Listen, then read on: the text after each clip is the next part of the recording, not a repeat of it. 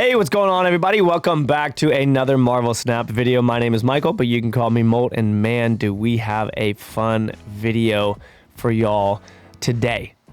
This video is going to be talking about the next season. Not all of this information is confirmed, but this has been put out and has been data mined, so we know some information. But again, anytime that you have anything that is not publicly in the game and launched, things can change. Energy costs can change, keywords can change, power can change, all of that kind of stuff. So let's jump into this with an open mind of excitement for the future of the game and new cards coming, new locations, all that kind of stuff. But also, let's remember the fact that not all of this is confirmed until we see it within the actual game. As per usual with these types of videos, comment down below how y'all feel about these new cards that are going to be coming out. What type of decks you think they can work in. And yeah, I know a lot of times I forget very obvious things in these videos. That's what you guys are here for. Remind me down below about all of the cool combos and stuff that I end up missing out on. Let's get into it. So right off the rip here, we are on snap.fan. If you guys have never been to snap.fan, go check it out. Absolutely killer stuff over there. And as you can see right up at the top, welcome to the Savage Land. First of all, these card backs are incredible. I didn't even notice them until just now. These card backs are so sick. This one right here with the claw, absolutely nasty. So, Savage Lands, we have Zabu, I'm not too sure how to say it. And we're gonna start the new year off in a great place. Now, the cards that we're expected to see, but again, they don't know for sure. We will be seeing Zabu. The other ones are Sauron, Shanna. Again, sorry for my mispronunciations. And then Dazzler. Let's take a look at those cards real quick. So Zabu right here is a ongoing that says your 4-cost cards cost 2 less. Now, guys, this is absolutely insane. Your 4-cost cards cost 2 less. Now, Zabu, I believe the lore behind Zabu is that he is Khazar's pet. I think that's correct. So a lot of times people will think immediately like, oh, Zabu, that's so that Khazar only costs 2. Think about all the insane 4-cost cards in the game that you can now play for 2. You've got Jubilee, you've got Darkhawk, you've got Rock Slide, if you have Darkhawk. You have Wong. You can also play Sarah, turn 5, and then final turn, literally, you can play 4-cost cards for 1 cost. Oh, a 1-cost Jessica Jones. Obviously, you wouldn't want to play that on final turn because it wouldn't proc. But before that, turn 4, 1-cost Jessica Jones. Wow. Or 2-cost Jessica Jones. Wow, thanks so much. That's awesome. Incredible. If you get Zabu down on turn 3, then turn 4 you can play 2 4-costs. Turn 5 you can play 2 4-costs and a 1-cost, or Sarah. And then turn 6 you can play 3 4-cost cards. Insane. So many incredible things that you can do here that are just absolutely insane. I think Zabu is going to be sick. I'm really excited to see what Zabu can do for us because it's going to be nuts. And look at all they already have a whole bunch of variants in here. Like that one's sick. Is there the Dan Hip one? Looks pretty cool. Looks like he's been doing some shoulder presses and stuff. But let's look at the other cards. So if y'all watched my last video on new cards that were going to be coming out to the game, Sauron was one of the ones that I talked about, and then I saw this and I was like, wow, that's kind of funny. Sauron says, on reveal, remove the abilities from all ongoing cards in your hand and deck. I'm not going to get into this too much, but Sauron's pretty crazy, especially with Patriot type decks and all that kind of stuff. You would just have to have Patriot down and then Mystique down and then play Sauron, so it's kind of difficult there. But Sauron would get rid of things on Red Skull. Sauron would get rid of things on Ebony Maw. I saw some people comment and say it wouldn't work on Ebony Maw. It would, because Ebony Maw's ongoing is that you can't play it past turn 3. So if you remove that, you can play it past turn 3. So lots of cool things there with Sauron. Let's go check out the other cards. Next here, we've got Shana on reveal, add a random 1-cost card to each location. This does seem like, obviously, it would work in Khazar deck. That one's sick. It looks like an old school movie. This does seem like it would work in like a Khazar Blue Marvel deck, obviously. I think that it would also work really well with Destroy decks also, but then again, it is turn 4. So what are you generally destroying on turn 5 with Destroy decks? By that point, typically you will have already played Carnage, hopefully on turn 2 if you had it. Turn 3, hopefully Deathlock. Turn 4, you play Shana. Turn 5, I guess you could play Killmonger, and then play Death and all that kind of stuff. So, interesting card there. Add a random 1-cost card to each location. Like, let's just say each of them have 2 power. That's 6. That pretty much makes Shana a 4/8, but it also does fill out locations. This one doesn't feel overpowered or anything like that. But I could be missing something. So, let me know. And then another card that is believed to be coming out with this update is going to be Dazzler. Ongoing, if you have 4 cards at each other location, plus 6 power.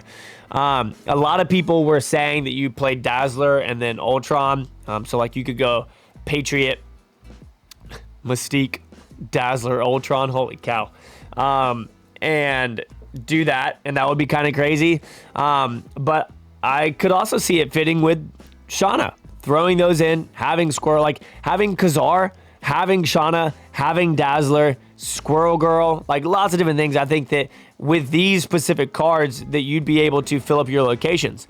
And even with Zabu, you would be able to play more 4 cards. Like you could play Dazzler for 2. What the heck? Insane, dude. So much potential here. Super cool. But at the same time, here's something that I want to tell you guys, okay? Because this is important. With Zabu being ongoing, a lot of you are going to be like, oh, great. This game's totally pay to win again. Because it's pay to win because everyone's going to be playing Zabu and winning. Have you heard of Enchantress? Have you heard of Rogue? Oh, wow. You didn't want to buy the Battle Pass? That's great. I did. I wanted to spend money because I want to support the game because I think they're doing a great job. If you don't want to do that, that's totally fine. You don't have to spend money in games like this. In fact, this is an extremely free-to-play game. But would you like the Battle Pass for free? Would you like Zabu for free? Well, then bring Rogue. Literally bring Rogue. I know that, yes, you might not draw into it. You might not have Rogue as you're playing. But I want to encourage you guys, those of you who get disappointed when new cards like this come out and you don't have it, if you think everyone's going to be playing it, then build a deck to counter it and beat them. Like, yeah, it'll be fun to play, but bring a deck to counter it and beat them. And think about this. If you have Zabu in your deck and you face another Zabu player and you're playing Rogue and you steal theirs, then your 4-cost cards are going to be free.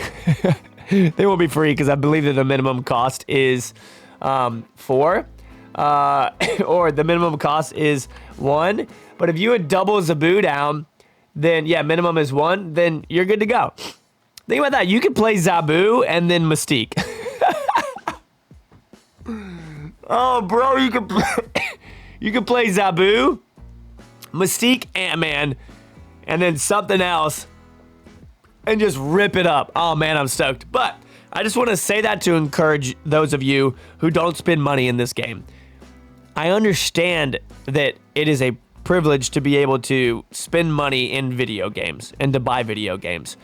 But for those of you who complain about things being pay to win when this game is not pay to win, what you have to understand is that truly you should be thanking the people that are spending money in the game, because if they didn't, then none of us would be playing this.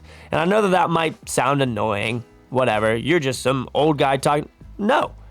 If I didn't spend money in this game, if nobody spent money in this game, then it wouldn't exist. So people who are free to play, who are complaining about pay to win players, need to take a step back and be like, do I wish that I had these cards that they have? Yeah. Does it suck that I don't get to play them because maybe I can't spend money in this game? Yeah, that really sucks. But at least I get to play it.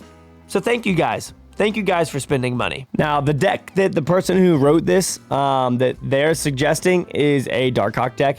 They don't even have Darkhawk, but this is just kind of a potential that you could have here, to where you could go Korg turn 1, nothing turn 2, turn 3 Zabu, turn 4 you probably would want to hide Darkhawk, so I would say turn 4, if potential, like depending on what you have in your hand, you go Wong Dark Slide. Turn 5 you play Sarah, and then turn 6 you could play Jubilee, Absorbing Man, like so much stuff. I think there is a lot of potential with this style of deck. I think I would probably put Mystique in here, even though it would cost 3 and would kind of mess up the full potential. But I think if you don't draw into Zabu, this deck is terrible, because you only get to play turn 4, 5, and 6. And that isn't really what you're looking for. So it's good thinking about Zabu and the potential there, but you also have to build a deck planning to not draw Zabu until maybe turn 5, and being able to build around that. But if this does draw into Zabu in your starting hand or by turn 3, so like you have 4, 5, 6 cards, so half of your deck, there's potential to get there, but who really knows if you're going to or not. I'm actually really excited about this, and I think that this is going to shake up some things in the meta. I love ongoing cards because they're just fun. Yes, people can counter them. That's kind of the whole point. And honestly, for those of you who... I hear a lot of people complaining about Cosmo. If you're complaining about Cosmo, then play ongoing stuff. And this is a potential for that to happen. And I think that's pretty cool. So I'm excited for this. I think that Zabu looks really cool. And Zabu, again, apologies if I'm pronouncing this incorrectly. But let me know how you feel about those 4 cards. What you think about them. Let me know how you feel about all of this kind of stuff. And y'all, like, literally this is going to be a sick battle pass. I also can't wait until they come out with codes like other games have, like Epic Games, all Supercell games, to where you guys can support your favorite creators by throwing in their code, to where you buy the battle pass for $9.99, and it always costs you $9.99, but maybe I get $1 from it if you use code MOLT or something. And then if 1,000 of you guys did that, that would be $1,000 that would go to me as I continue trying to build this channel.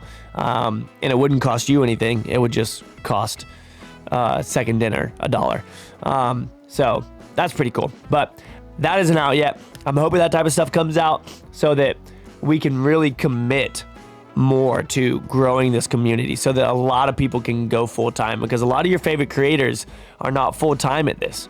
And I want to see them go full-time. And I think that Second Dinner wants to see them go full-time. I'm sorry, I'm congested. I think Second Dinner wants to see them go full-time, because that just means more content and more growing of the game. I don't know why I just randomly was talking about that, but looks pretty cool. I'm actually excited about this update. I think it looks pretty rad. Let me know how you guys feel about it. I'll see you on the next one. Peace out.